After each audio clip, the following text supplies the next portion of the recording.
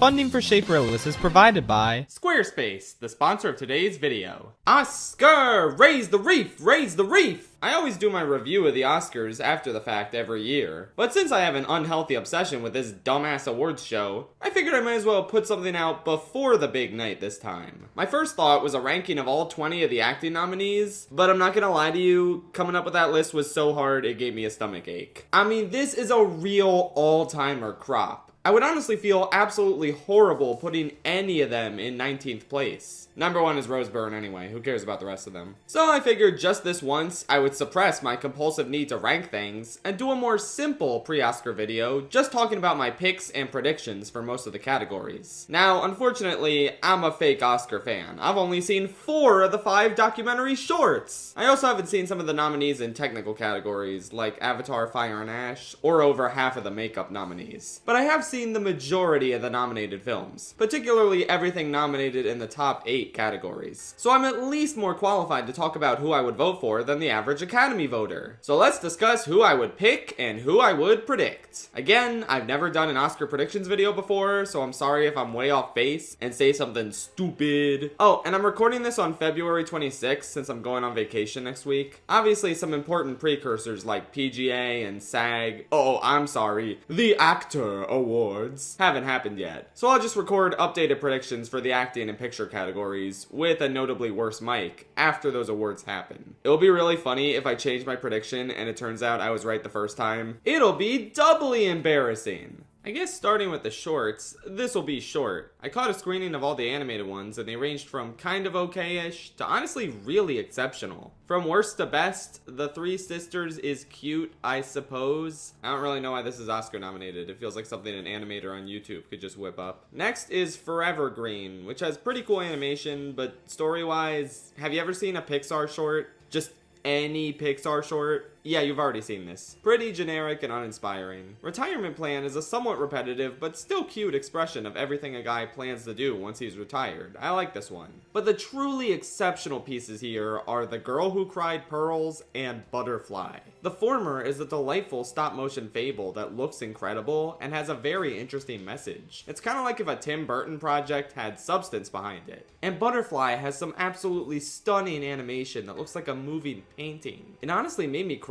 just seeing this beautiful art in motion. And then the story made me cry too. I won't say anything else about this. You just have to see it as soon as possible. It's my pick for who I want to win the Oscar, and even though I have no idea what the state of the animated short race is, I think the Academy would have to be an idiot to give it to anyone else. Maybe Girl Who Cried Pearls, but come on. Butterfly has winner written all over it. So that's my prediction as well. As for the live action shorts, Butcher Stain was The Singers was okay. There isn't a whole lot to this one other than it's dudes singing. Dudes being dudes. I don't know, it was kind of fun. A Friend of Dorothy is pretty predictable, but charming nonetheless. It reminded me of how much I love my grandma. Jane Austen's period drama was a simple yet funny idea with some great jokes and sight gags. I like this one a lot. But my favorite in the category is definitely Two People Exchanging Saliva. And not just because of the name. It's a black and white French artsy short film that takes place in a world where kissing is outlawed and punishable by death. Also, instead of using money, you get slapped a number of times equal to what something costs. It's so good. Like, it's a ridiculous concept, but it's done with such confidence and sincerity that it was so captivating from start to finish. I want to see more of this world. Like, I want to see someone purchase a car. What is their face gonna look like afterwards? So this is definitely my pick, and I think I'll predict it as well. It's just so bold and engaging, and it really sticks out compared to the rest of these. A Friend of Dorothy is pretty simple and feel good. I can see them going for that, but I don't know. My hunch is on the one with the funniest title to win. I'm mostly just upset that the Squarespace Super Bowl commercial directed by Yorgos Lanthimos isn't nominated. That would have been so epic. It makes me want to talk about Squarespace myself. Squarespace is a wonderful online website builder that enables you to create beautiful websites for your business or personal hobby. I adore how easy they make it to showcase your expertise and engage clients with video content on your website. You can make stunning video libraries and even monetize your content by adding a paywall. Perfect for online courses, exclusive tutorials, and premium workshops. If you want to get discovered fast, that's where integrated Squarespace SEO tools come in. Every website is optimized to be indexed with meta descriptions, an auto-generated sitemap, and more, letting you pop up more often on search engines and attract way more customers. Squarespace also offers lots of built-in donation tools. You can create a professional, on-brand website that makes it easy to accept one-time or recurring contributions, and engage your supporters. Use built-in email campaigns and marketing tools to connect with your community and inspire more people to support your cause. Check out squarespace.com/ShayFrillis for a free trial. And when you're ready to launch, use promo code ShayFrillis to save 10% off your first purchase of a website or domain. I'll be brief with the documentary shorts. Do not binge these in one sitting. They are very depressing. Except the one that's just 15 minutes of donkeys walking and stumbling upon an observatory. I don't even know what that was. Definitely my least favorite, and I unfortunately couldn't find Children No More Were and Are Gone anywhere, so I didn't get to see that. The other three were all good. I didn't think any of them were really exceptional. Armed Only with a Camera was a very interesting story, but also felt very unfocused. All the Empty Rooms was devastating conceptually, but also didn't need to center on the documentarian so much. I guess The Devil Is Busy was my favorite, though it did feel a little preachy at times rather than just letting the lives of these workers speak for themselves. I don't know, I never really liked this category. Short documentaries aren't really my thing. I just prefer when real life stories are fleshed out into something feature length. As for my prediction, I don't know, dude. Maybe All the Empty Rooms, since this news guy might have a lot of clout. I really have no clue. Let's get back to my wheelhouse and talk about the technical categories. Why don't we start with the new kid on the block? Best Casting. In terms of my preference among these nominees, I just think Marty Supreme is the most inspired choice here. You watch that movie and you're just in awe at some of the insane choices, like Penn Jillette as the guy with the shotgun, Abel Ferreira as the guy with the dog, Tyler the Creator as Marty's friend. Where do you come up with this stuff? Granted, maybe we shouldn't be rewarding a movie that makes Kevin O'Leary more prolific, but damn, that was a great choice for this movie. Gwyneth Paltrow was also a great choice for an actress returning to the limelight. Odessa A. Zion was an incredible find. Koto Kawaguchi has amazing presence despite not even being an actor. That baby at the end is so well cast, dude. The way he just stares at Marty like, bro, look at my dad, I'm going to jail. Give that baby an Oscar. With all that said, I think all the signs with this one are pointing to Sinners winning casting. Which is fair, I'd say that's my second place pick. There are a lot of standout performances within the ensemble there, and they all blend together as a group incredibly well. I think Sinners would make for a wonderful first winner for this category, and I'm locking it in as my prediction. Best Sound. I don't really have a huge preference in this category this year. I'm a certified F1 hater, but it is a very nice sounding movie, as is One Battle. But I think my favorite here is probably Sinners. I mean, the sound during the I Lied to You sequence alone is incredible, and really enhances an already banger scene. There's great musical performances, great action sound effects, great vampire noises. It runs the whole gamut. Though I think they're probably gonna give this one to F1. I mean, it's the Loud movie. You gotta give it to the Loud movie. Fair enough, I really don't mind if F1 wins this one. Just please don't give it editing. Come on, we can do better. Best Production Design. All good choices here. I really like the look of Marty Supreme's sets. They reconstructed the time period very nicely. Same is obviously true for Sinners, and One Battle has a lot of memorable sets, despite being a rare contemporary nominee in this category. Though my pick and prediction is Frankenstein. Honestly, that gaping mouth thing in the castle alone is what sold me. The laboratory looks outstanding, all the other sets look tremendous. There isn't really a whole lot to say here. Man, it would have been cool if Wicked for Good got in here. Best Cinematography. I'm one of the bigger Frankenstein glazers out of all the people who talk about the Oscars online. And even I'll tell you, okay, Frankenstein didn't need to get in this category. I would have much preferred if it was something like It Was Just an Accident, Wake Up Dead Man, No Other Choice, or 28 Years Later that could have gotten recognition here. But even then, my pick for the best cinematography of the year is pretty handily Train Dreams. It might be the movie's best attribute. I mean, this is an exceptionally gorgeous looking film, and the soulful visuals do a lot to enhance the the story's emotional core. Sometimes I forget this movie's even up for Best Picture because it is so not winning anything, but I would give it this award in a heartbeat. In terms of prediction, I don't know, dog. It's gotta be either Sinners or One Battle. Both incredibly worthy winners. Coming off its BAFTA win, I'm inclined to lean more towards One Battle. The camera follows the action in this movie incredibly nicely, and there are some super sick touches here and there, which you can also say about Sinners. Honestly, this is one of my less confident predictions, but yeah, I'll say One Battle. Sinners does have the aspect ratio change though. Nope, One Battle, I gotta lock something in. Best Costume Design. I didn't know we gave nominations to animated movies in this category. Nah, I think that's a pretty cool nomination, but mainly, this one is Frankenstein's to lose. It is my pick and my prediction. The costumes are rather wonderful here. I do really like the costumes in Marty Supreme. I like the Mario and Luigi look Smoke and Stack have going on in Sinners. But yeah, this one's going to Frankenstein. Man, it would have been cool if Wicked for Good got in here. Best Makeup and Hairstyling. Again, I think pretty much everyone is on the Frankenstein train with this, costumes, and production design. I'm not gonna falter there, it just seems obvious. It is once again my pick and prediction. Jacob Elordi just looks outstanding in this, and his design has really stuck with me for months after seeing this film. Man, it would have been cool if Wicked for Good got in here. Actually, yeah, let's talk about that. It genuinely feels like there was a concerted effort to not give Wicked for Good a single nomination. I mean, look at these wacky ass nominees. They are very inspired. I actually love what a diverse spread of mostly single nominee films this is. But had you heard of The Ugly Stepsister or Kokuo before Oscar nomination morning? I feel like the Academy doesn't go digging like this. It genuinely feels like they were trying to find anything they could to knock Wicked out of the running. I guess it got its flowers last year, but the Tin Man and the Scarecrow look nuts in this one.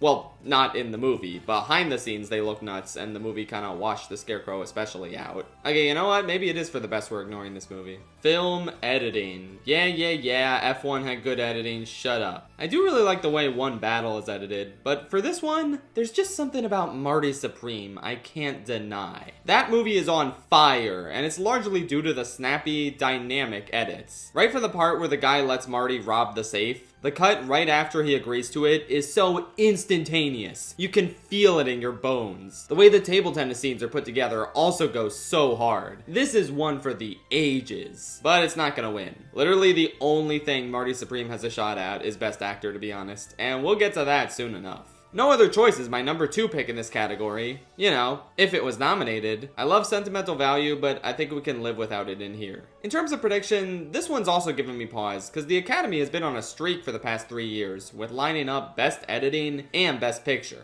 And spoilers, but I'm a little uncertain about Picture at the moment. I know there's no real reason to doubt one battle after another, but we cannot ignore the potential for the Sinners sweep. Breaking the record for the most nominations a single film has ever gotten is no small feat. I mean, the passion is certainly there. One Battle picked up more trophies at BAFTA, but maybe that movie was more broadly appealing to British people than Sinners was. Ultimately though, streaks are made to be broken. And I think even if Sinners pulls off a picture upset, I just feel like One Battle is too strong to lose editing. You certainly remember the way that movie was edited more than Sinners per se. I am also not discounting the possibility that F1 could take this. It's on the table. I wish it wasn't, but there it is, staring at me from the other end of the table. That's where I usually sit. Right there. I'm still predicting One Battle though. F it, who cares? Best Visual Effects. What an interesting category. It's Avatar. I haven't even seen the film, but it's Avatar. That is my pick and prediction. Even if I'm wrong about everything else and Sinners sweeps the other 15 categories it's nominated for, this one's going to Avatar, guys. I don't know what to tell you. Best Original Score. Once again, I must temporarily put on my Frankenstein hater hat and say that should probably vamoose from this category in favor of Marty Supreme, please and thank you. Even then, my pick would still have to be One Battle after another. The constant piano notes are such a crucial part of this film's identity. They're unconventional, but they keep the intensity up and never let you breathe, even for a second, until it's all over. In terms of prediction though, this is an easy slam dunk for Sinners, which is once again my second place pick. It sounds phenomenal, it makes the time period come alive, it's intense and somber when it needs to be. It's some great stuff. Best Original Song. Dear Me by Diane Warren from Diane Warren Relentless put me to sleep. fuck Diane Warren. Train Dreams was fine, but it has like nothing to do with the movie. I don't think Nick Cave was given any direction when writing the song other than it should have train and dreams in it. Sweet Dreams of Joy from Viva Verdi was pretty, I guess. Let's talk about the two real nominees now. Alright. This is where I might lose some of you guys, but I have a serious question. Is I Lied to You really the best song from Sinners? Or is it the song that happens to be playing in the best scene in the movie? I know you're probably profusely rewatching this amazing scene, but it's for the scene itself. No? How many people are listening to this song on its own? It's really good, a wonderful blues ballad with that awesome modern twist towards the end that fits the movie incredibly well. But Golden is golden. Now, yeah, obviously this isn't the best song from its movie either. Ideally, this would be a battle between How It's Done versus Pale Pale Moon. But even putting aside the insane popularity and success of Golden, since popular doesn't always mean best, I'm gonna be real, I still like this better as a song. It is invigorating when Rumi hits those high notes. The peaks and valleys of this song are like a roller coaster. It's just a great musical number, and rewarding it is akin to rewarding the excellent soundtrack of K-pop Demon Hunters as a whole. Sinners is already winning score, and at least a couple other prizes. I think we can live without it taking song, I don't know. My pick and prediction is Golden. I do think it's entirely possible that the fabled potential Sinners sweep allows it to eke out a win here, and I certainly wouldn't be upset. Part of me is starting to get a little sick of Golden and how this is the only song they'll perform when it's not even the best song from the movie. I wouldn't mind if Sinners humbled Golden a little bit here. But ultimately, yeah, the song is too good. I still want it to win. I guess that's a good cue to switch over to Best Animated Feature. Alright, I know some of you only clicked on the video to hear about this one. What a boring year for this category. K-pop Demon Hunters has been winning every precursor, and the one time it wasn't eligible to be nominated at BAFTA, they just gave it to Zootopia 2. This category has been getting really interesting these past years as mainstream American animated films get shunned in favor of 3 inspired wins for Pinocchio, The Boy and the Heron, and Flow. I know the idea of big names like Guillermo del Toro or Hayao Miyazaki winning in this category isn't too crazy, but again, this used to be the Disney dominant vote for whatever your kids like award. So to have 3 inspired, less mainstream than usual winners, especially Flow, which was the first independent winner in this category, well, that's awesome. But I guess now we're giving it back to a mainstream film that is also a tad overrated, maybe. I like K-pop Demon Hunters, but it's kind of a better phenomenon for me than it is a movie. I sit down to watch it quite frequently because I love the universe and the songs and the choreography, and then I remember, oh yeah, it's a pretty generic kids movie story with humor that can be a little hit or miss. My favorite animated films of the year, Lost in Starlight and Neja 2, are nowhere to be seen. And out of the nominees, I guess I'd vote for Little Amelie? But even then, I don't think that film is exceptional or anything. This isn't the worst crop of nominees. Aside from Elio, which was fine, I like all of them quite a bit. I just think it was a pretty bleh year, so I guess it's unsurprising that my prediction, K-pop Demon Hunters, is sweeping everywhere. I just don't know if this one is really good enough to justify being the return to mainstream American animation for this category. I mean, Puss in Boots: The Last Wish, Across the Spider-Verse, and The Wild Robot were all much better movies in my opinion. But I guess they had much stronger competition. And I'm also pretty happy to see Sony Animation get a second winner, considering all the great stuff they've been putting out as of late. Sorry if I was mean to K-pop Demon Hunters. I mean, I have the Fortnite skins. I think I'm a big enough fan of the brand to justify being a little honest about the movie. Switching gears quite a bit to Best Documentary Feature. I've seen 3 of these, and all 3 were better than every documentary short nominee I watched. Again, that is not my favorite category. Come See Me in the Good Light is a solid, sad look at a well-known, non-binary poet dying of cancer. The Alabama Solution is a devastating indictment of the Alabama prison system, and an exceptionally humanizing look at the prisoners. And The Perfect Neighbor is a true crime documentary made from police body cam footage, showcasing this truly evil woman who killed a mother of 4, and tried to get away with it using Florida's Stand Your Ground laws. It's one of the more unique documentaries I've seen, with very limited narration. And I think out of these, it's my pick for the best one. I think it's doing well with the precursors, but it lost the BAFTA to Mr. Nobody Against Putin. I haven't seen it, so I can't make a judgment call about it, but in terms of my prediction, I don't know. I mean, based off of 2 of the previous 3 winners, it's hard to bet against Russia bad. The Perfect Neighbor is also very timely and relevant, plus it has Netflix money behind its campaign. But I think the expanded, more international body of the Academy might still prefer to stick it to Putin. So I think I'll predict Mr. Nobody Against Putin here. Still, I'd be very happy to be proven wrong. Now for Best International Feature. This category has become a bit predictable in years when only one of the nominees makes it into Best Picture. But this year, there's actually stuff to talk about prediction-wise since 2 of the nominees here got into Best Picture. Should have been 3 though. I think the lack of It Was Just an Accident in Picture is just absurd. Was it really more important to get the viewership of that fabled F1 fan who will tune into the Oscars just to see if F1 wins Best Picture? Get real. It Was Just an Accident was absolutely fantastic, and I'm not even picking it for this. Before I get to that, I'll admit that I did not get to see Surat and the voice of Hind Rajab. You can disregard my opinion on this category as a whole, but based on what I've seen, I honestly wasn't that huge on The Secret Agents, and I'd be fine taking it out in favor of no other choice. Remember when we thought that could have gotten nominated for picture and adapted screenplay? Well, there goes that dream. My pick is pretty handily sentimental value though. It was in my top 5 favorite movies of the year. It's such a warm yet devastating film with 4 incredible performances, and considering how all 4 of them are nominated, plus it's the only international Best Director nominee, yeah, I gotta predict it in here. I know Emilia Perez led the nominations last year, and it also had a Best Director nominee while I'm Still Here didn't, but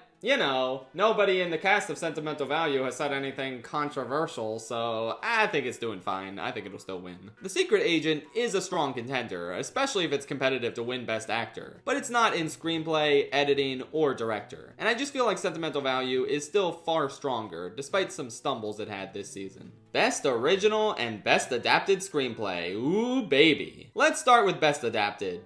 Alright, I think it's about time I let this rant out. I do not like Hamnet's screenplay. I think it is corny. The way it keeps dropping little hints that, ooh, this kid's gonna die. Ooh, she only had a vision of 2 of her children, but she has 3 of them. Ooh, he's gonna take all the sickness in his sister and transfer it to himself. Ooh, I wonder what's gonna happen next. It's a movie so eager to drop these dumb little bits of foreshadowing of the inevitable child death, and it made the whole movie feel a twinge inauthentic. I'm really not a Hamnet hater. I mean, it's a good movie. The direction is solid and Buckley and Mescal really elevate the material. But it's definitely in my bottom 3 in terms of the Best Picture nominees. And I would take it out of adapted screenplay in a heartbeat in favor of, say it with me now, no other choice. I know for a lot of people, the weak link here is Frankenstein. But aside from that one really bad You Are the Monster line, I don't have that much of a problem with Frankenstein's screenplay. Before you say anything, yes, I know it looks really bad that I'm saying the only script written by women is the weak link between these 2 categories. So I wanted to shout out some female helm scripts that should have gotten Oscar recognition. If I Had Legs, I Kick You should have been a contender in so many more categories than just actress. I think Mary Bronstein's script is just incredible and deserves to be an original screenplay. I also adored the script for Left-Handed Girl from writer-director Shi Ching Zhu, who also co-wrote it with last year's original screenplay winner Sean Baker. It also would have been great if non-binary icon Ava Victor made it in for Sorry Baby. A lot of people were hoping for that, and it tragically didn't happen. I just wasn't a big Hamnet fan. Sorry to ramble about that for a while. Back to the nominees. Train Dreams is pretty decent screenplay-wise, but then the narrator gets kind of annoying and heavy-handed. I don't have too many problems with Frankenstein's script, but I also don't know if I would say it's top 5 best adapted screenplays of the year. Really, the only true contenders here for me are Begonia and One Battle After Another. You'll never guess which one I'm going with. Yes, pick and prediction is One Battle After Another. Nothing else has enough momentum to take it down, and it's also the best one here. It's such a meticulously laid out story with great dialogue, well-realized characters, an equal amount of incredibly funny and stunningly intense moments, some incredible one-liners. Why is your shirt so tight? Perfect. Give PTA his only 100% guaranteed Oscar of the night. Now for Best Original Screenplay, and I'm honestly really glad Blue Moon got in here. What a fantastic script. The dialogue is so flowery and meticulously detailed, and the script works in tandem with Ethan Hawke's excellent performance to create one of the most well-realized characters of the year. And also, it articulates all the problems I have with Oklahoma. Again, I can't thank you enough for that, Blue Moon. Am I picking it?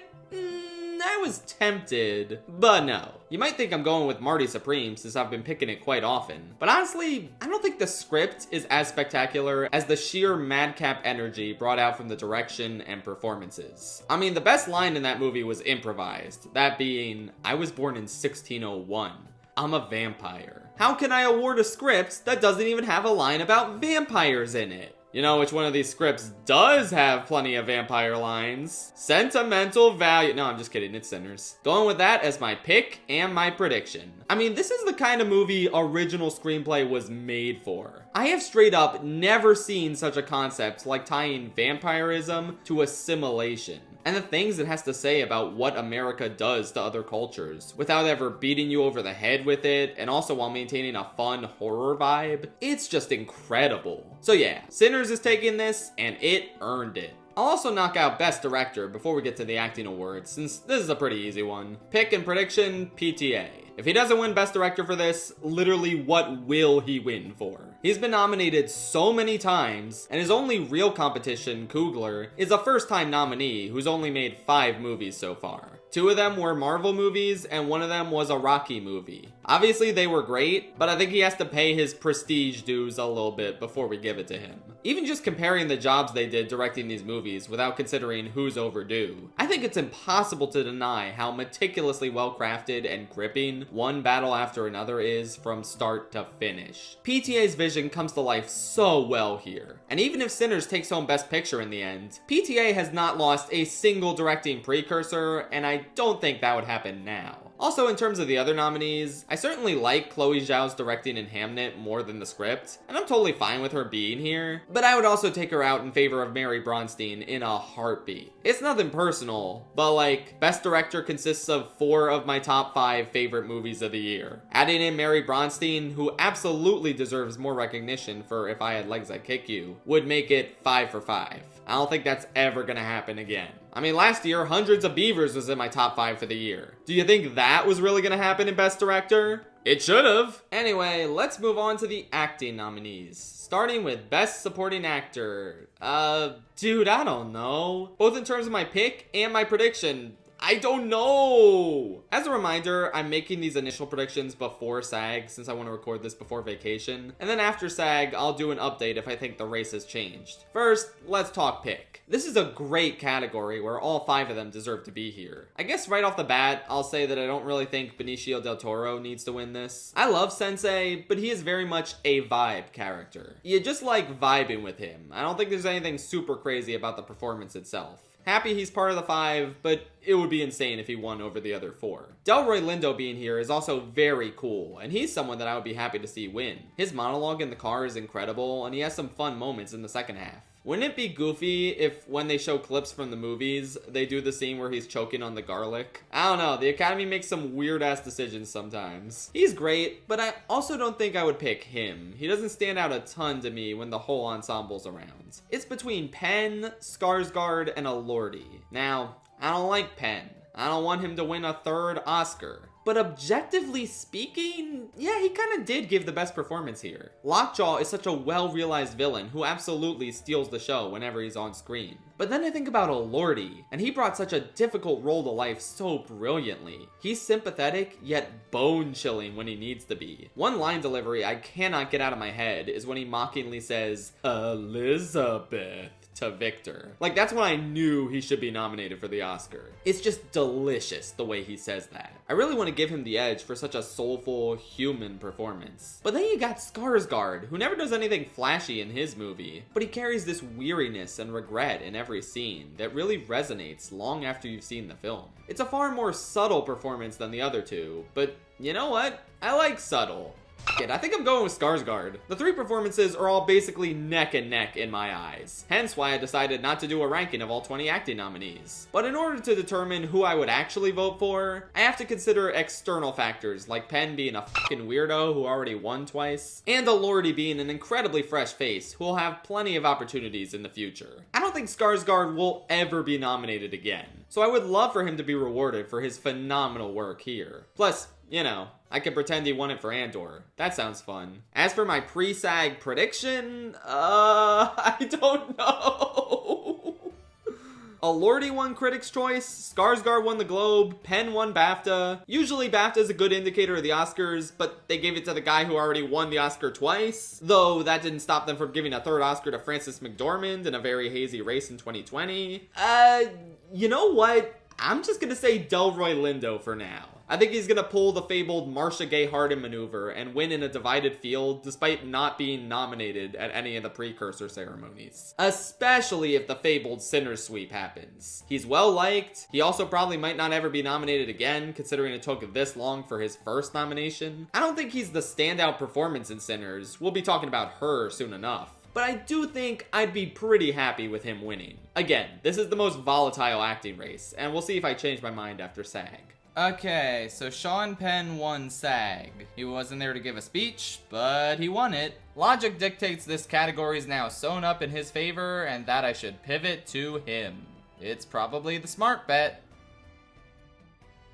It, I'm sticking with Delroy Lindo. Let's fucking bet on it. I just feel like I've been seeing his face everywhere, and the momentum of both him and the film is too strong. He wasn't nominated at any of the precursors, but by that token, he also hasn't lost any of the precursors to Sean Penn. If it was any other actor who won BAFTA and SAG, of course I would pivot to them. But there's something about Sean Penn, dude. This guy has already won twice, and he could not give less of a shit about the Oscars. He gave one of his previous trophies to the president of Ukraine. I'm pretty sure he threatened to return the other Oscar over some other issue. I don't know. Three-peats can happen, like with McDormand a couple years back, but I still just don't think Penn is beloved like that. Nor has he given a single speech despite winning twice recently. That could tip it. I'm probably insane for sticking with Lindo, but I just think the Academy is gonna want to have a moment for him. I feel like the passion is strong for him especially. And giving a third Oscar to a guy who doesn't want to be there would not be a moment. Again, I have no basis in reality for this prediction, but wouldn't it be so baller if I got it right? And if I'm wrong, oh no, arguably the best performance from my favorite movie of the decade won. What a nightmare. So either way, I won't be miserable. Now on to Gonzo's favorite category, Best Supporting Actress. Who will join the lineup of names he reads off during his next stunt? This is another great deserving set of 5, though I would have liked to have Odessa Zion in here. And if I speak about who I want to take out, I will be in big trouble.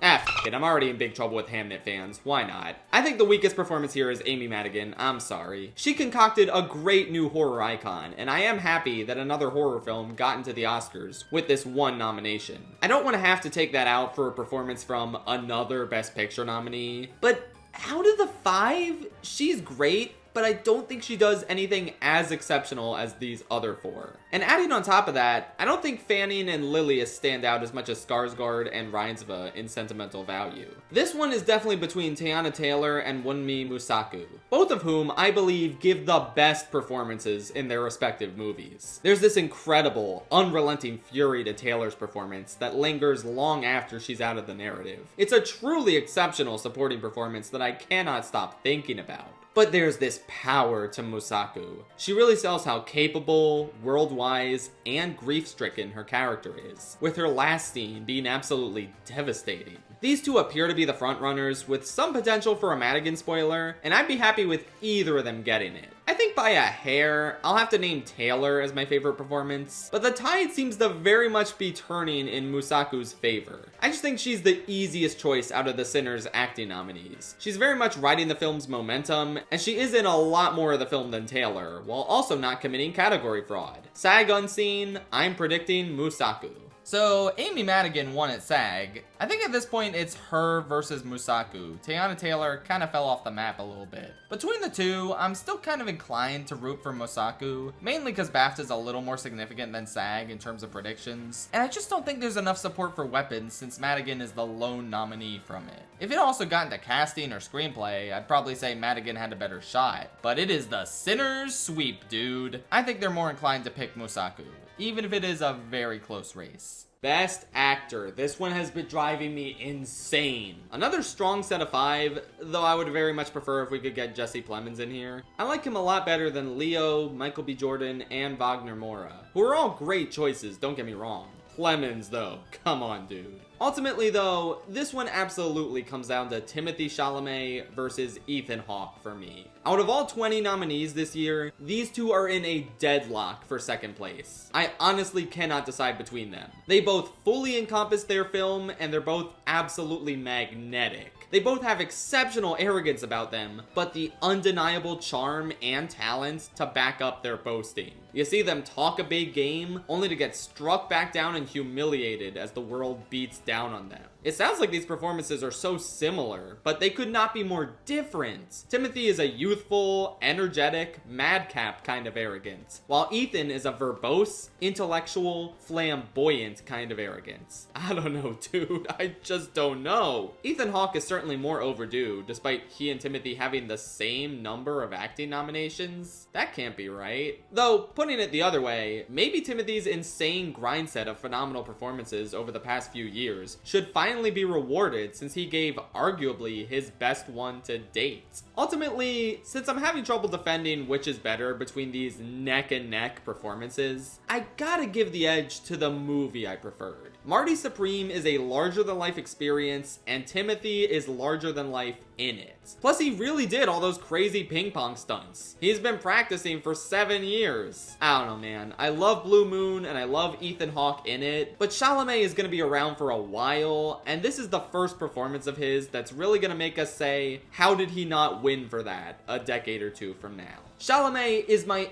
ever so slight pick, and my cautious prediction. BAFTA famously did not help since it gave Best Actor to an actual British guy from a British film. How dare they? The movie seems good though, I'm happy for this guy. It doesn't particularly bode well for Timothée, but again, it's really up to SAG to clear this one up. Timothée won last year for A Complete Unknown, so will they give it to him a second time? Take it away, future James. So, I don't think it's Chalamet anymore.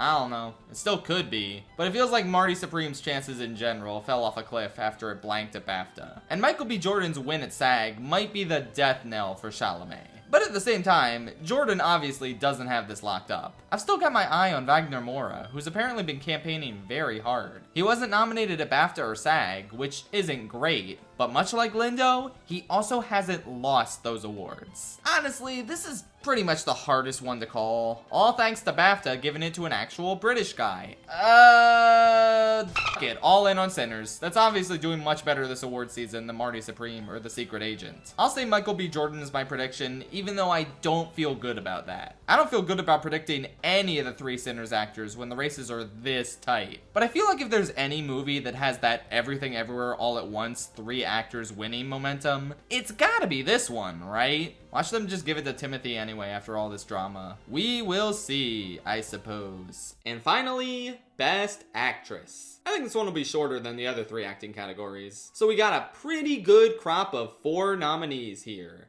Look, Kate Hudson was good, okay? Would I call it nomination worthy?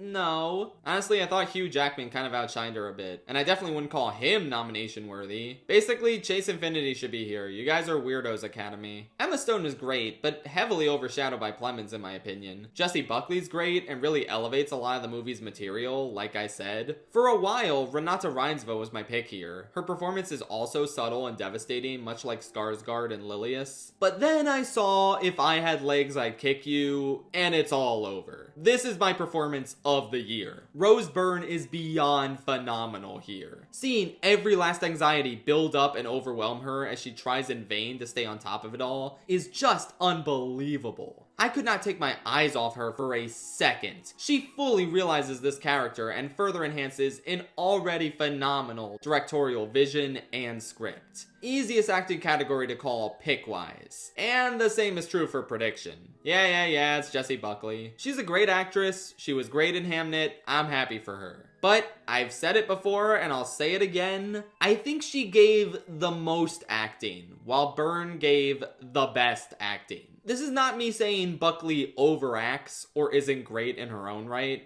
but like, I don't know. Does anyone else think this is a boring role to win an Oscar for? She lost her son and she cried a lot. Obviously, that's a very harrowing ordeal, and she's incredibly good at conveying that sorrow. But I feel like Byrne just had a much harder role, and rose to the occasion even more impressively. It is devastating watching her slowly reveal how incapable she is to handle being a mother, and all the responsibilities her bitch-ass husband unfairly placed at her feet. It's just a lot more interesting to me than giving an Oscar to a role where you have to cry a lot. I know there are other positive things about Buckley's performance, it's not just about the crying, but I just struggle to think of anything she did that was as exceptional as what Byrne did. Anyway, Buckley's winning the Oscar, and I'm cool with that, I guess. I don't even need to do an updated prediction based on SAG. Even if Byrne gets a win there, Buckley's winning the Oscar. It's too late to stop her. And finally, the main event, Best Picture. 6 of these 10 films showed up on my top 20 movies of 2025 list, so I'm sure you can tell that I'm pretty happy with them being here. Train Dreams was also very close to making the list. And out of the remaining 3, I still like The Secret Agent and Hamnet, even if I would sub them out for other movies like It Was Just an Accident and If I Had Legs I'd Kick You. We don't talk about F1. This was seriously almost the best Picture lineup of the decade, and then F1 happens. Anyway, I think my feelings on who should win this category are pretty clear. One battle after another. It was my favorite movie of the decade so far, and I don't see why anything else should beat it. And in terms of prediction, this is another one I might need to update after PGA and SAG. Because the fabled Sinners sweep is on the horizon, Sinners might have enough momentum to overtake One Battle After Another in picture, even if it loses Best Director. Honestly, I'd be totally cool with that. It wasn't my favorite film of the year, but Sinners would make for an awesome winner. The first primarily black film to win since Moonlight. The first horror film to win since, God, I don't know, Silence of the Lambs? I'd honestly be really happy to look back on Best Picture winning Sinners, as long as PTA gets one Oscar in director, adapted screenplay, or both. I think pre-PGA, there's no reason to doubt One Battle, especially after its BAFTA win, but it's possible the more America-centric voting body will find more to appreciate in Sinners. Not to say they won't find that in One Battle though, aw man, it's such a tough race. I'm locking in One Battle for now, but we'll have to see what Vacation Me has to say. I know I sound insane saying that 3 Sinners actors are my predictions, and that I'm still sticking with One Battle After Another for Best Picture, but you have to remember, I'm probably wrong about Lindo and Jordan. And logically, even though Sinners is coming on very strong, One Battle hasn't lost a single thing other than SAG Ensemble, which made sense to go to Sinners since that movie is an ensemble film. I don't know, the support for One Battle is just too strong. I don't think Sinners will fully pull off the Everything Everywhere All at Once March release genre film sweeper, since that movie didn't have strong competition to take it down. There's still a shot, but I have to go with One Battle still. And those are all my picks and predictions. It was pretty fun doing this for the first time, even though I have no idea what I'm talking about. Maybe I'm insane for the Lindo pick, but again, wouldn't it be so baller if I get it right? And if I get it wrong, well, that's not too embarrassing. I mean, I just really don't like Sean Penn. Do you? Anyway, I'm excited to see how it goes. Here's hoping for the fabled War of the Worlds sweep, baby! Aw man, peak cinema right there. Good night, Academy.